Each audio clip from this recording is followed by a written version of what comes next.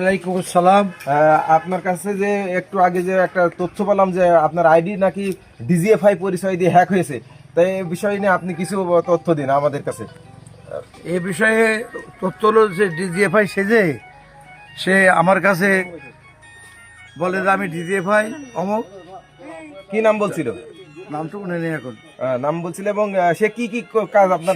সে বলেছিল যে আপনি আর্মি মেজর, একজন মেজরকে অকথ্য ভাষায় গালিগালাজ করেন, শহরে বাচ্চা কুত্তার বাচ্চা বলে গালিগালাজ করেছেন, এই কাজটাকে আপনি করেছেন।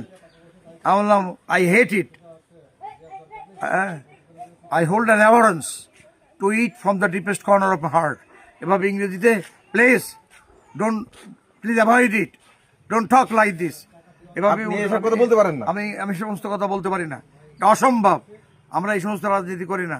আমি একজন এমপি এবং তারপরে কি বললেন? জামাত ইসলামী পতাকাবাহী, আমি এটা করতেই পারি না। তখন সে বলছে যে তাতে যদি না হয় তাহলে আপনি তাকে ধরে দিই। আপনার হোয়াটসঅ্যাপের অমুক জায়গায় টিপ দেন, আপনার কি সন্দেহের কারণ নামে তার না, কার সন্দেহ করবো, তাহলে অমুক জায়গায় টিপ দেন। আমরা 2 ঘন্টার মধ্যে তাকে অ্যারেস্ট করছি। এবং ফোনটা বন্ধ রাখার কথা বলছেন। রফিক নামে একটা ছেলে, আপনার রফিক নামে একটা ছেলে হ্যাক করেছে ঢাকা থেকে। তখন আমার সন্দেহ হলো, আমার সাথে সাংবাদিক ছিল 24-এর আমার নাতি খালেদ, বললো যে আপনার মোবাইল তো হ্যাক হচ্ছে। তখন 20 মিনিট পরে ওসি সাহেবের কাছে দিয়েছি। ওসি সাহেব এখন বললো হ্যাকার।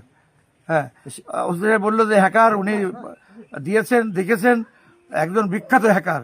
অতএব আপনারা আমার এই মোবাইলে যদি, আমার এই বরাদ দিয়ে যদি কেউ কোনো টাকা পয়সা চায়, আপনারা কেউ একটা টাকা দেবেন না। এটা ফলস, এটা হ্যাকার। আমার মোবাইল হ্যাক হয়েছিল। আপনারা মেহেরবানি করে দয়া করে কেউ টাকা 1 পয়সা ছেলে কাউকে 1 পয়সা দেবেন না, কাউকে কোনো সহযোগিতা দেবেন না, কারোর কোনো ডাকে তাদের বক্তব্যে সাড়া দেবেন না। ধন্যবাদ।